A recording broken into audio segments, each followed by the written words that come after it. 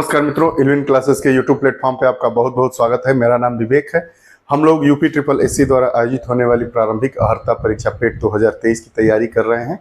अंक गणित का जो पूरा सिलेबस है उसको ध्यानगत रखते हुए हम उसके सिलेबस से ही और पिछले वर्ष आए हुए प्रश्नों को लेकर अपनी श्रृंखला को प्रारंभ किए हैं। आज ये हमारा 7वां प्रैक्टिस सेट है।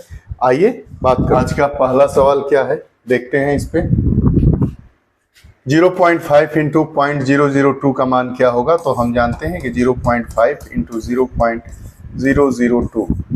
इस प्रकार के प्रश्नों को हल करते समय हम देख लेते हैं कि जो डेसिमल है वो कितने अंक के बाद है, 1 2 3 और एक ये 4 अंक। हम सिंपल गुणा कर लेंगे, 5 गुणे 2 10, उसके बाद 4 अंकों के बाद दशमलव लगाएंगे, यहाँ 0 हो जाएगा। तो हमारा 0.0010 या 0.001 हमारा ऑप्शन हो जाएगा।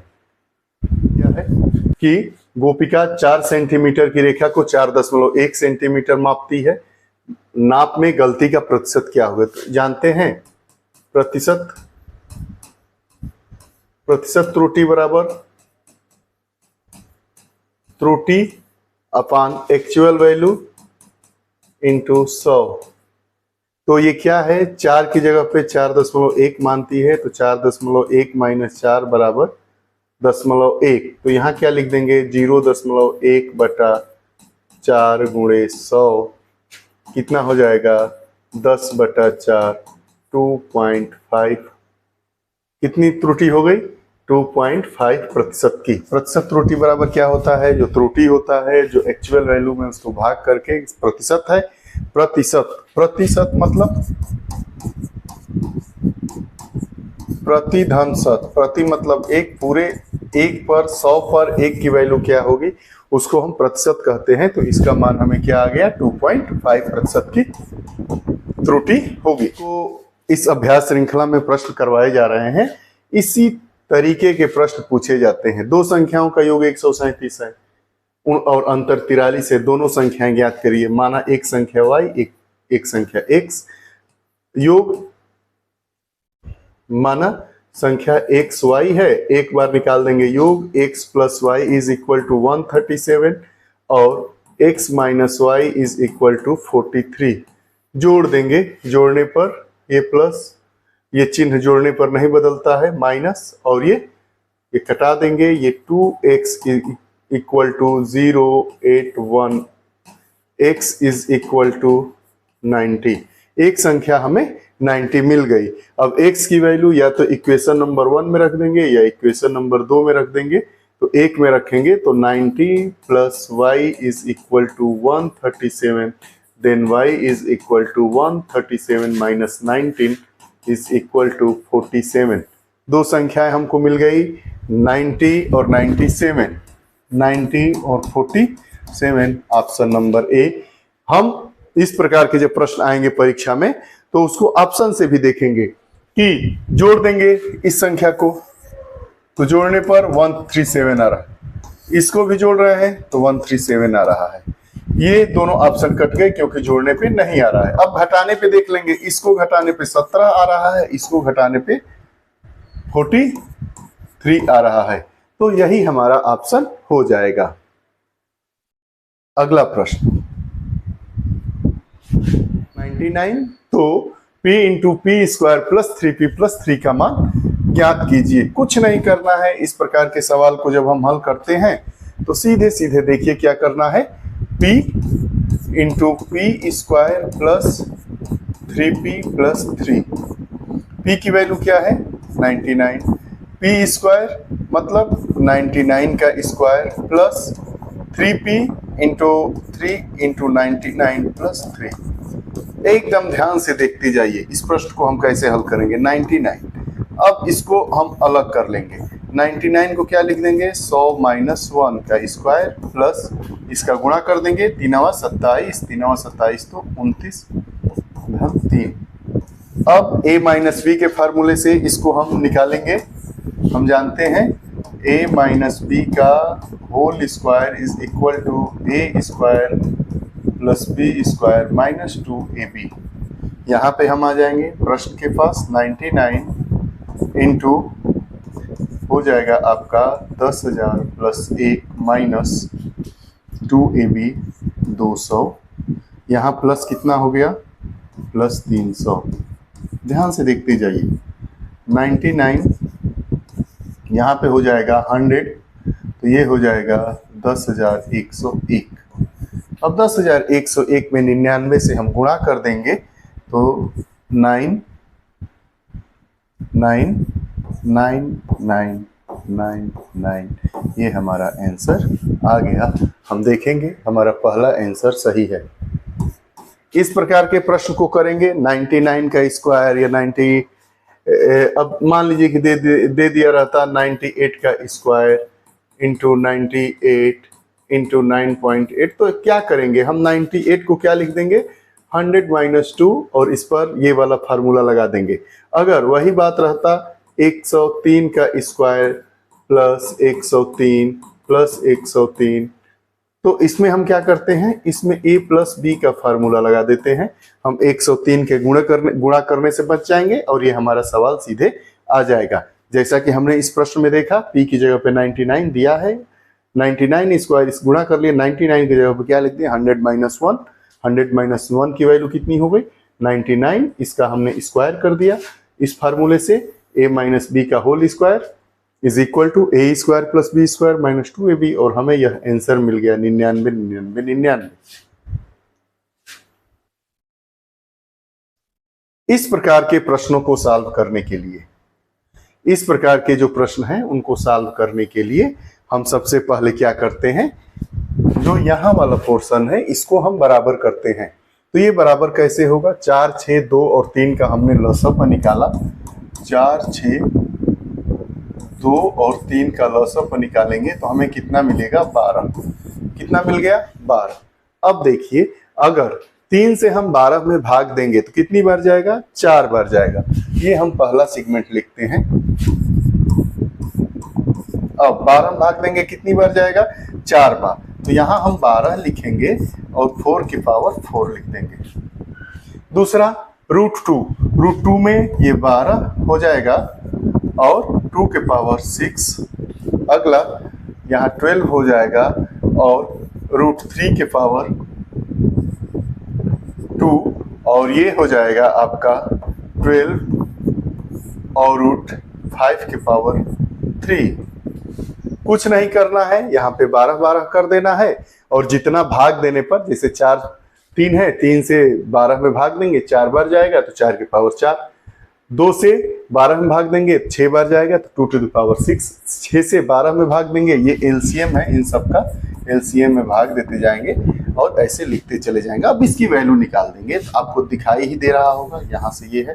इसमें कौन सबसे बड़ा होगा, करणी में 12, 4 चौका 16, चौका 64, 64 चौका 256, 64 चौका 4 चौका 16 200, इसकी वैल्यू 256 आ गई। अब इसकी बात करते हैं, 12 अंडर रूट 2√6, तो 2√6 की वैल्यू क्या आएगी, 2 दूनी का 4, दूना 8, दूना 16, दूना 32, दूना 64, यहाँ 64 आ गया। अब 12 करणी में 3 की वैल्यू स्क्वायर की वैल्यू 9, और 12 करणी में 5 की वैल्यू 5 5 25 5 125। अब किस क्रम में पूछ रहा है, हम इसको क्या लिख दिए, ये है हमारा 3 करणी में 4, ये है हमारा करणी में 2, ये है हमारा 6 करणी में 3, और ये है हमारा 4 करणी में 5। देख लीजिए, समझिए। अब इसमें किस क्रम में दे रहा है, अवरोही, अवरोही और आरोही। अवरोही मतलब बढ़ते से घटते क्रम में, और आरोही, आरोही मतलब घटते से बढ़ते क्रम में। तो हमें इसको किसने लिखना है, अवरोही मतलब सबसे बड़ा, उसके बाद छोटा, उसके बाद छोटा। तो हमारा अवरोही क्रम क्या होगा, 3 4, उसके बाद कौन सा होगा, 4 5, उसके बाद कौन सा होगा, करणी में 2, उसके बाद कौन सा होगा, 4 5, ये करणी में 2, उसके बाद कौन सा बच गया, ये बच गया, हाँ 6, जो ऑप्शन होगा वही हमारा ये ऑप्शन हो जाएगा, ये ऑप्शन नंबर ए। कुछ नहीं करना है इस प्रकार के सवालों को। पहले हम क्या करेंगे, इसका एलसीएम लेंगे। यहाँ 3 यहाँ नहीं लिखा है तो ये 2, तो 3, 2, 6 और 4 का एलसीएम हमें 12 मिल गया। भाग देंगे, जितनी बार जाएगा उतना जो अंदर संख्या है उसके पावर हो जाएगा और बाहर हमारा सेम हो जाएगा, तो उसका वैल्यू निकाल देंगे तो हमें मान निकल जाएगा। आपके 40 छात्रों द्वारा प्राप्त अंकों का औसत 86 है। यदि 5 सर्वाधिक अंकों को निकाल दिया जाए तो औसत 1 अंक कम हो जाता है। शीर्ष 5 छात्रों का औसत ज्ञात कीजिए। सीधे देखिए क्या है, 40 छात्रों का औसत 86 है, तो कुल मान कितना होगा। कुछ नहीं करना है, ऐसे सवालों को गुणा कर दीजिए। 0 4 6 24, 2 4 8 32, 2 34। अब क्या कह रहा है, 5 सर्वाधिक अंकों को निकाल दिया जाए तो 1 अंक कम हो जाता है। अब 35 छात्रों का औसत कितना हो गया, 1 अंक कम, मतलब 86 माइनस 1 बराबर 85। अब 35 छात्रों का कुल मान कितना हो जाएगा, 85 में हम 35 से गुणा कर देंगे। यहाँ गुणा कर लीजिए, 85 में 35 से गुणा करेंगे तो 5 5 25 हासिल 2, 5 8 40 तो 42, 3 5 15, 3 8 24, 25, 5 7 9 2, 2975, 2975। तो यही तो जो छात्र निकले हैं 5, तो शीर्ष 5 छात्रों का औसत बताइए। तो शीर्ष 5 छात्रों का औसत कैसे निकालेंगे, 3440 में से 2975 को हम क्या करेंगे, घटाएंगे। यहाँ 5 आएगा और 13 में से 7 6 होगा, 13 में से 9 गया 4, 465। तो इन 5 शीर्ष छात्रों का क्या हो गया, कुल मान क्या हो गया, कुल अंकों का औसत। कुल अंक, तो औसत कितना हो जाएगा, औसत निकाल देंगे 465 बटा 5, 5 9 45 और 5 3 15, 93 हमारा ऑप्शन नंबर बी। कुछ नहीं करना है, सीधे सीधे सवाल दिखाई दे रहा है कैसे सॉल्व होगा। एक कक्षा के 40 छात्रों द्वारा प्राप्त अंकों का औसत 86 है, तो कुल मान निकाल दिया हमने, 3440 आया। 5 सर्वाधिक अंकों को निकाल दिया जाए तो औसत 1 अंक कम हो जाता है, मतलब 5 जो सर्वाधिक अंक पाने वाले छात्र थे उनको निकाल देंगे तो छात्रों की संख्या कितनी हो जाएगी, 35, और एक एवरेज अंक कम हो जाएगा तो अंक हो गए 85। अब इसका कुल मान कितना हो गया, 2975। 40 छात्रों का कुल मान और कुल अंकों का मान और 35 का निकल गया। अब 5 का कुल मान आ गया 465, तो 5 से भाग दे दिए, हमारा आंसर क्या आ गया, 93। बाग में 2025 पौधे इस प्रकार लगाए कि प्रत्येक पंक्ति में पौधों की कुल पंक्तियों बराबर हो। बाग में कुल पंक्तियों की संख्या कितनी होगी, मतलब ये बाग है उनका, तो ऐसे तरीके से वो सिस्टमाइज किए कि मान लीजिए कि 3 लाइन इसमें, 4 इसमें तो 4 इसमें, इस प्रकार से। तो पूछ रहे हैं कि अगर उनके बाग में 2025 पौधे हैं तो प्रत्येक पंक्ति में कितने पौधे होंगे, तो 2025 का हम लोग क्या निकाल देंगे, वर्गमूल। वर्गमूल निकालने के लिए आपको बताया गया है 2 2 का जोड़ा बनाएंगे, ये 4 4 का 16 हो जाएगा, ये 8 हो जाएगा, ये 4 बचा, ये 25 आया, ये 5 बार गया, यहाँ 425 आ गया, यहाँ 5, कितने कितने जोड़े बनेंगे, 45।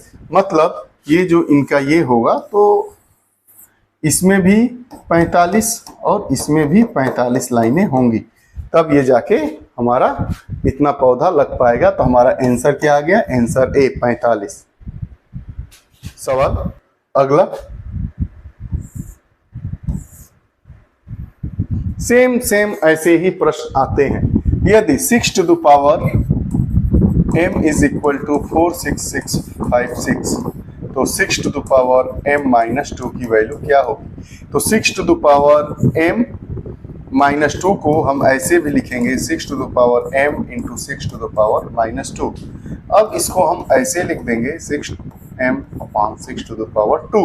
हम जानते हैं कि अगर कोई फ्रैक्शन 1 upon 6 स्क्वायर लिखा है तो इसको हम क्या लिखते हैं, 6 minus 2, ऐसे ही तो लिखते हैं, तभी तो कट जाता है, आपको और क्लियर होगा।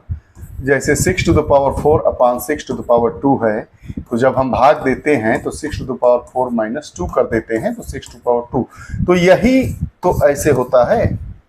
घातांक ऊपर जाने पर चिन्ह बदल जाता है, नीचे भी आने पर चिन्ह बदल जाता है, तो हमने ऐसे किया।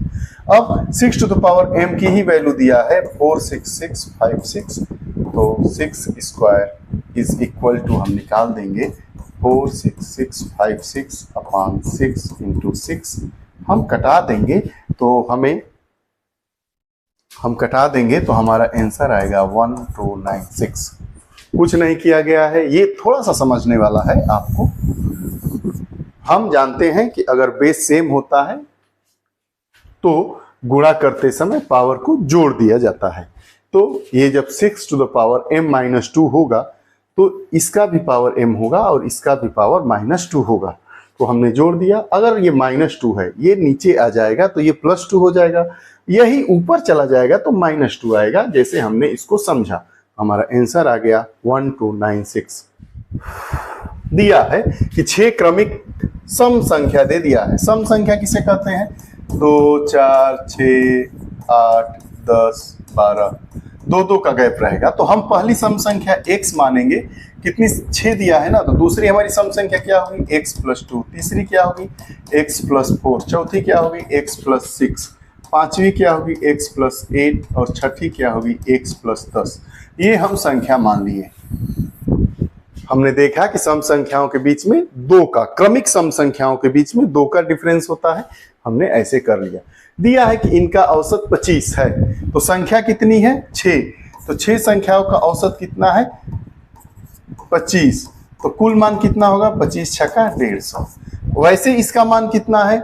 x 1 2 3 4 5 6x plus 2 4 6 6 12 8 20 10 30। 30 is equal to 150। Then 6x is equal to 150 minus 30 बराबर 120। Then x is equal to 120 upon 620। तो जो हमारी पहली संख्या है वो सबसे छोटी संख्या होगी और जो सबसे अंत में है वो सबसे बड़ी संख्या होगी। तो सबसे बड़ी संख्या हमारी क्या मिल जाएगी? सबसे बड़ी संख्या x + 10 is equal to 20 + 10 is equal to 30। और सबसे छोटी हमारी संख्या क्या होगी? सबसे छोटी x बराबर 20।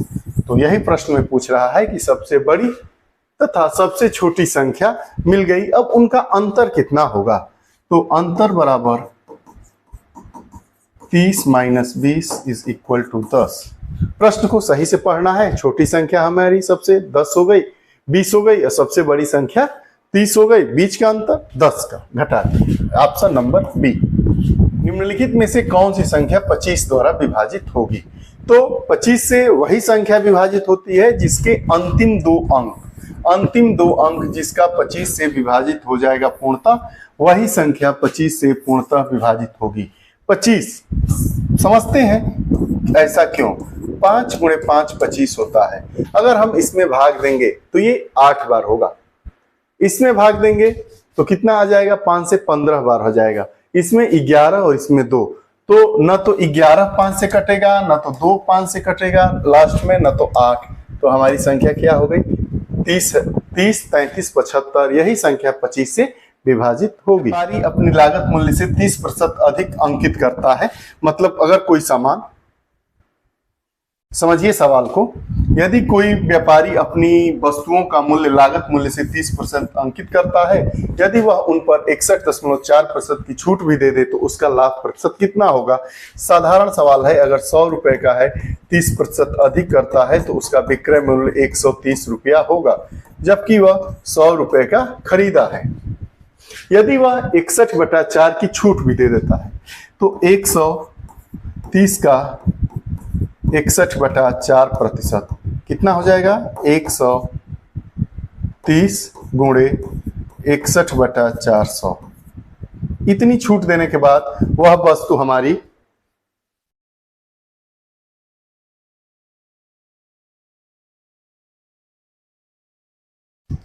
अब इसका हम गुणा कर लेंगे। 0 से 0 कट गया, 13 एकम में 13 और 13 6 78 और 1 79, 79/40। यहाँ पे हो गया दशमलव। 793 में हम भाग दे देंगे 4 से, तो 4 एकम में 4, यहाँ हासिल बचा 3, 4 9 36, 33, 4 8 32, 1 बचा यहाँ पे दशमलव लगाए, 0 आया, 4 दूना 8 और 5। ये हमारा अगर वह कर रहा है तो कितने रुपए की छूट दे देगा? 19.85। यहाँ भाग देंगे तो कितना हो जाएगा? 19.825। इतने की वह क्या दे देगा? छूट दे देगा। तो कितने में बेचेगा वह? 100। तो उसको कितना फायदा हो गया? यहाँ से हम 130 जीरो में से 19.82 घटा देंगे तो ये 8 बचेगा, ये 1 बचेगा और ये 0 हो जाएगा और ये 2। 120 रुपया 18 पैसे में बेचेगा। 100 रुपये में खरीदा था तो 20.18% का उसको फायदा होगा। 100 रुपये में खरीदा कोई सामान, 120 रुपये 18 पैसे में बेचा तो 20.18% उसको फायदा हुआ। इसको हम क्या लिख देंगे? कर दीजिए गुणा। तो हमारा कितना आ जाएगा? 20.18 लमसम 21 सही 7/8% आया। ये सवाल है कैसे किया जाता है। 100 मान लीजिए, उसको बढ़ा दीजिए, घटा दीजिए, जैसे जैसे हुआ। ये हमारा प्रश्न। देखिए x इज इक्वल टू हमने माना करणी में 30 प्लस करणी में 30 प्लस करणी में 30 डॉट डॉट डॉट प्लस। तो दोनों तरफ का हम वर्ग किए तो x स्क्वायर बराबर 30 प्लस x हमारा आया। अब x square minus x minus 30 is equal to 0। ये जब पूरा पोर्शन इधर आ गया तो मान हो गया। अब इसका गुणनखंड करेंगे तो हम इसके बाहर 1 और ये 30, इसका ऐसा गुणनखंड करेंगे 1 में 30 से गुणा करके जो 30 आएगा कि आपस में घटाने पर x आ जाए। तो x square minus 6x plus 5x minus 30 is equal to 0। अब ये हो जाएगा, x कॉमन ले लिए तो x माइनस 6 और यहाँ पे प्लस 5 कॉमन ले लिए तो x माइनस, यहाँ भी x minus 6 is equal to 0। अब हमारा क्या फ्रैक्शन मिल गया? x minus 6 into x plus 5 is equal to 0। Then x is equal to 6 और x is equal to minus 5। दोनों वैल्यू x की आएगी। जो आपको आंसर मिल रहा होगा उसी को लगा देंगे। Option number B. इस प्रकार के इन्फिनिटिव टाइम्स वाले प्रश्नों को हल करते समय हम x इज इक्वल टू इतना मानते हैं, स्क्वायर करते हैं, उसके बाद फ्रैक्शन करते हैं।